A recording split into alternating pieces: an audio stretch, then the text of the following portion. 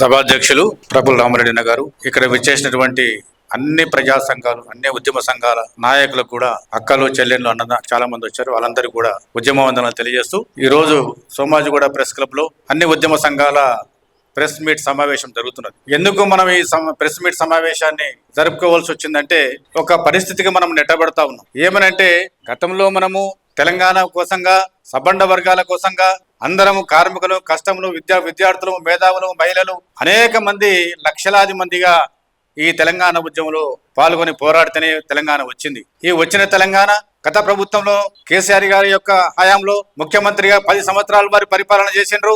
ఆ 10 సంవత్సరాలలో కూడా ఉద్యమకారుల యొక్క ఊసే ఎత్తలేదు.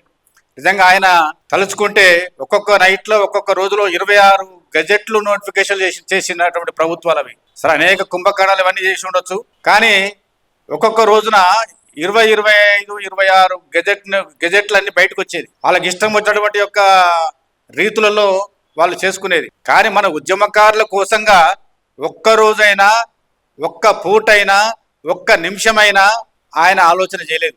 ఆలోచన చేసింటే ఒకే ఒక్క నిమిషంలో ఒక జీవోతోని అయిపోయేటువంటి కార్యక్రమం అన్నట్టు. కానీ ఆలోచన చేయలేదు ఆయన.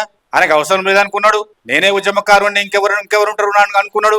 నేనేమన్నా వీళ్ళకి ఏమన్నా సదుపాయాలు కల్పిస్తే రేపు నన్ను ఉద్యమకారులని ఎవరు అనుకుంటారు, వాళ్ళే ఉద్యమకారులు అనుకుంటారు అనేటువంటి ఒక దురాలోచనతోని ఆయన మన యొక్క ఉద్యమకారుల గురించి పట్టించుకోవడం జరగలేదు. అందుకోసమనే మన ఉద్యమకారులం అంతా కలిసి 2023 అసెంబ్లీ ఎన్నికల్లో కానీ, పార్లమెంట్ ఎన్నికల్లో కానీ పెద్ద ఎత్తున ఉద్యమకారులందరూ కూడా కలిసి, ఈ ప్రభుత్వం ఇంకా 10 సంవత్సరాలు పరిపాలించింది, ఇంకా కూడా అధికారంలో ఉంటే మనం ఇంకా చాలా తెలంగాణని విపరీతమైనటువంటి దోపిడీకి గురైతున్నటువంటి ఆలోచనతోనే అందరూ కదిలి కాంగ్రెస్ కి పట్టం కట్టిండ్రు. పట్టం కట్టిన తర్వాత మేము అందరం కూడా, అప్పుడు కాంగ్రెస్ యొక్క ఇన్ఛార్జి, కాంగ్రెస్ పార్టీ అధికారంలోకి వస్తుందని మాకు తెలుసు.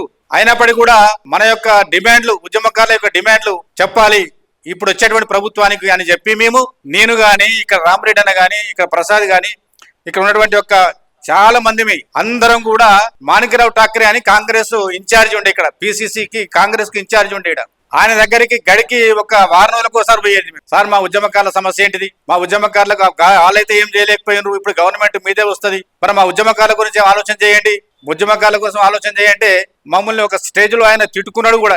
ఏందయ్యా, 10 రోజులకు ఒకసారి వస్తూనే ఉంటారు, వారం రోజులకు ఒకసారి వస్తూనే ఉంటారు మీరు అని మమ్మల్ని అనేక సందర్భాలలో మాణిక్యరావు ఠాక్రేలు ఆయన కోప్పడ్డాడు కూడా. అందుకు అయినప్పటికీ కూడా మేము పట్టు విడవకుండా, ఏమీ ఇబ్బంది పడకుండా మేము ఖచ్చితంగా వెళ్ళడం జరిగింది. 300 గజాల స్థలం కనీసం ఇవ్వండి, 30,000 పెన్షన్ ఇవ్వండి, అమరులకు 100 ఎకరాల స్మృతివనం ఏర్పాటు చేయండి అని ఇట్లాంటి ఒక 12 డిమాండ్ల మీద మేము అక్కడికి మెమోరాండం ఇవ్వడం జరిగింది. వాళ్ళు 300 గజాలని మనం అడిగితే వాళ్ళు 250 గజాల స్థలం అని చెప్పి మా అందరి ఒక కృషి ద్వారానే అది సార్థకమైంది. అయితే ఇప్పుడు చూడండి, ప్రభుత్వం కూడా మేనిఫెస్టోలో పెట్టిరు, వాళ్ళు 250 గజాల స్థలం, ఇంటి స్థలం అయితే ఉందో ఉద్యమకారులకు అది ఇస్తాం, ఉద్యమకారులను మేమేం మర్చిపోలేదు, ఆ 250 గజాల స్థలం ఇస్తామని చెప్పి వాళ్ళు చెప్పడం జరిగింది. చాణక్యరెడ్డి అక్క గారు పైకి రావాలా, విషయ దగ్గర రాక అని చెప్పినారు. కానీ ఆచరణలో చూసే వరకు మేనిఫెస్టోలో పెట్టడం వరకే జరిగింది తప్ప ఆచరణలో ఏమాత్రం చర్యలు కైకొనడం లేదు, ఏమాత్రం మాట్లాడడం లేదు. 250 గజాల స్థలం గురించి మేము అందరం కూడా అన్ని సంఘాల వాళ్ళం కలిసి ఇటీవల కాలంలో వివేక్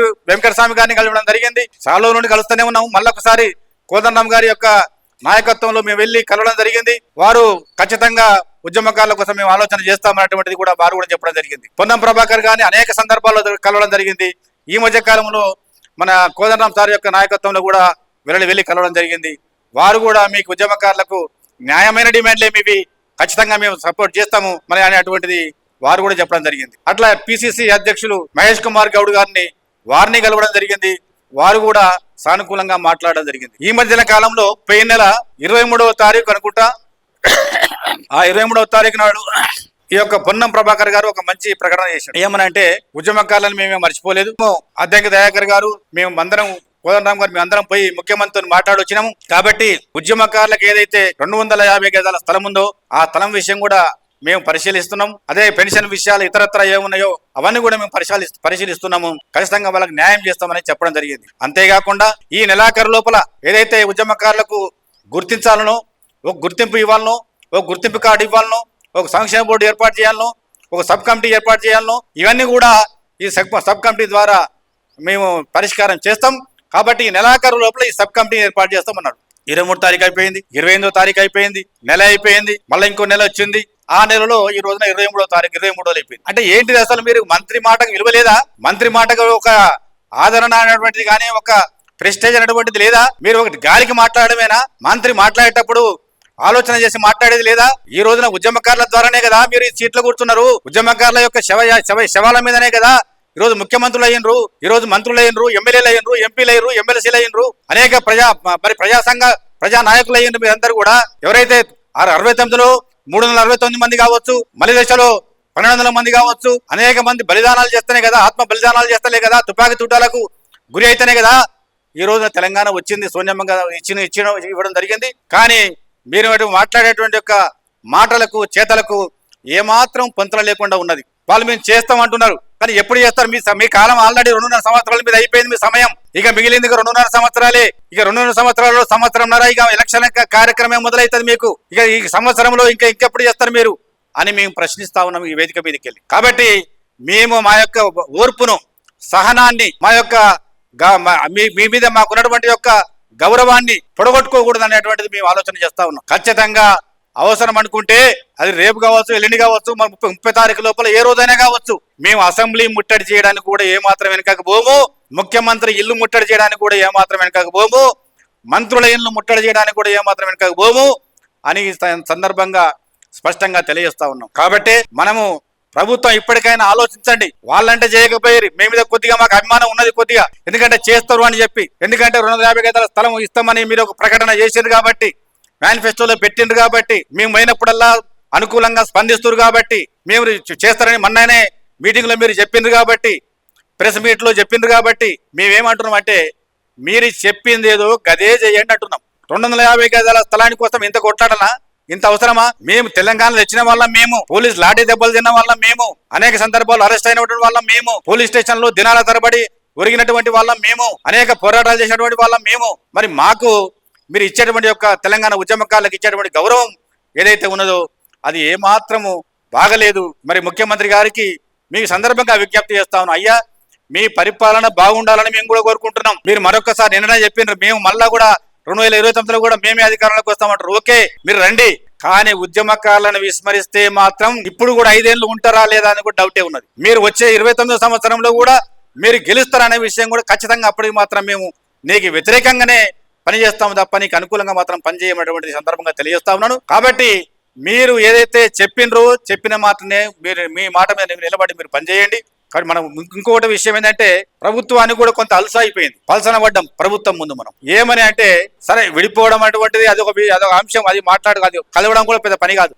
మాకు విడిపోవడం వాళ్ళకు కూడా పెద్ద పని కాదు, కలవడం కూడా పెద్ద పని కాదు. కానీ ఒకరి మీద ఒకరు ఆరోపణలు ఏదైతే చేస్తున్నారో ఆ ఆరోపణలు చేసుకోవడం ద్వారా పలసనైన ప్రభుత్వం కూడా ఆగింతేలే వీళ్ళు వాళ్ళే కొట్లాడుకుంటున్నారు, వాళ్ళే గీసులాడుకుంటున్నారు, వాళ్ళే ఆరోపణలు చేసుకుంటున్నారు, వాళ్ళే ఏదో అనుకుంటున్నారు. ఇప్పుడు అవసరం లేదులే, మనం వాళ్ళు కొట్లాడుకనిలే, మన పని ఏదో మనం చూసుకుంటూ పోదామని చెప్పి మన వైపున వాళ్ళు కన్నెత్తి ఆలోచన చేయడం లేదు. కాబట్టి మన యొక్క కార్యక్రమం కూడా ఇటువంటిది కూడా మేము ఒక నిర్ణయాన్ని తీసుకున్నాం. మేము ఎవరు ఏమన్నా మాట్లాడని మనం ఎట్టి పరిస్థితుల్లో ఒక్క మాట కూడా మనం మాట్లాడకూడదని చెప్పి ఒక నిర్ణయాన్ని తీసుకుని ఆ రకంగా పనిచేస్తా ఉన్నాం. కాబట్టి మీరందరూ కూడా ఏదైతే మనం కార్యక్రమాన్ని నిర్వర్తిస్తామో ఆ కార్యక్రమానికి ఖచ్చితంగా ఎంతమందిని ఒక కార్యక్రమం మనం తీసుకుంటే అది ధర్నా కావచ్చు, లేకపోతే ఇంకేదైనా కావచ్చు, ఎవరెవరు ఎంతెంత మందిని చేస్తారు అనేటువంటిది మనం అనుకుంటే దాని ప్రకారంగా ప్లానింగ్ ఉంటుంది. కాబట్టి అది కూడా మీరు చెప్పేటప్పుడు దయచేసి పెద్దలు అందరూ కూడా మీరు చెప్పేటప్పుడు ఆ యొక్క సంఖ్య కూడా చెప్తే మనకు ఈజీగా ఉంటుంది. ఎట్లా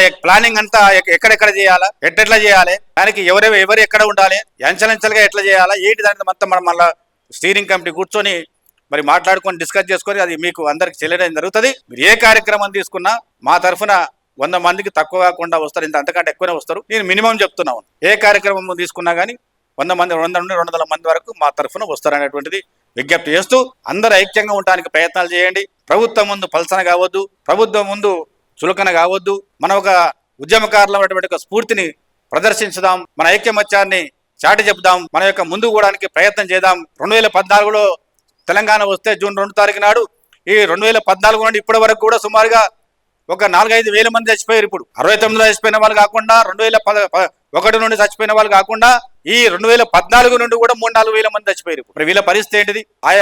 ఆరోగ్యం బాయ్, వయసులు బాయ్, ఆర్థికం బాయ్, డబ్బులు బాయ్, విద్య బాయ్, వైద్యం బాయ్, అన్ని ఉడగొట్టుకున్నాం కదా.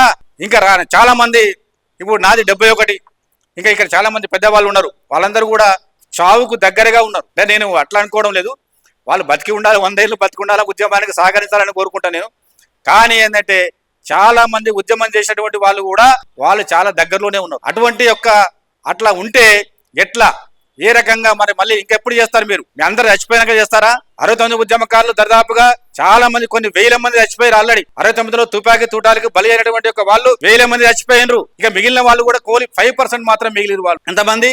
ఒక 5% మాత్రమే మిగిలిపోయారు. వాళ్ళు 95% చనిపోయారు 69 ఉద్యమకారులు. ఆ 5% కూడా మీరు చేయలేరా? మీ యొక్క బడ్జెట్ లో ఏంటిది? ఈ రోజున 2,24,000 కోట్ల బడ్జెట్ పెట్టారు.